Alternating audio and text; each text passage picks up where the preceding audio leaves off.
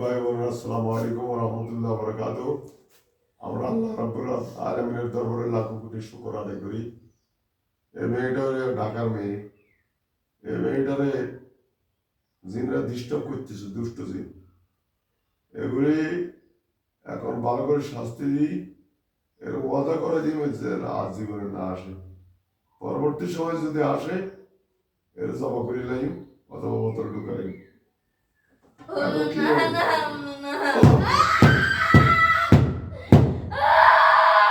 আস্তে সম্মানিত ফিরে ভাইরা, এখন সিটের মধ্যে কয়েকটা বাড়ি দিলাম, তার গায়ে সব বাড়িগুলো পড়লো।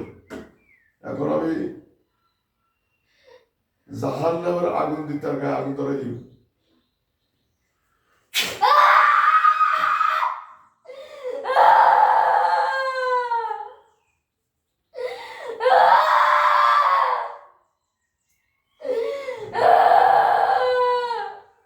এখন আমি যে আয়াতটা পড়লাম জাহান নামের আয়াত, এই আয়াতটা পড়ার সাথে সাথে তার মুখে যেন আগুন লেগে যায়।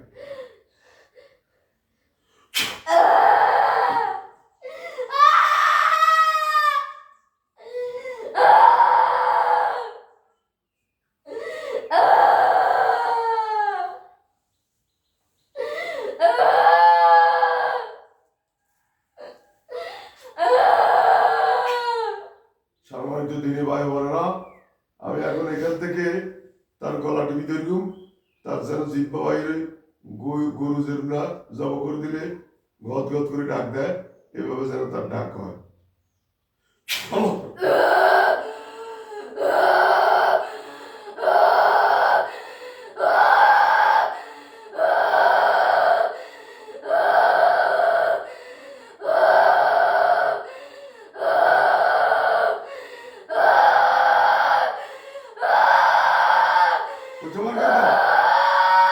নৌকাতে বাইরে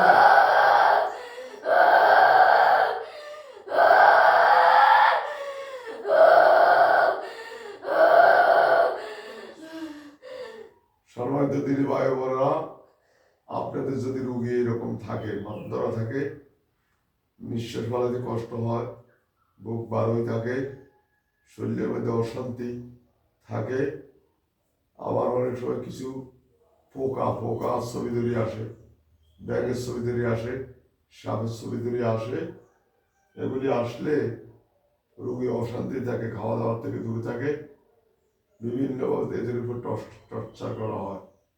সুতরাং এরকম রোগী থাকলে আমাদের সাথে যোগাযোগ করবেন, ইনশাআল্লাহ আল্লাহ তাআলা সুস্থ করে দিবেন এবং কোরআনের বরকতে সুস্থ করে দিবেন। অনেকে বলে আমরা কুকুরি করি, না জানি কথা বলা কবিরা গুণা। আর যারা কুকুরি কাজ করে এরাই কুকুরের কথা বলে। যদি কারো করে কুকুরের তোম্মত দেওয়া হয়, তাহলে আল্লাহ কাফের বানায় কবরে নিব। আমরাও দোয়া করে যদি হেদায়েত তাদেরকে আল্লাহ কাফের বানাই কবরে নিব। কারণ এরা হিংসা করে, এরা হিংসা করে আলেম ওলামাদেরকে।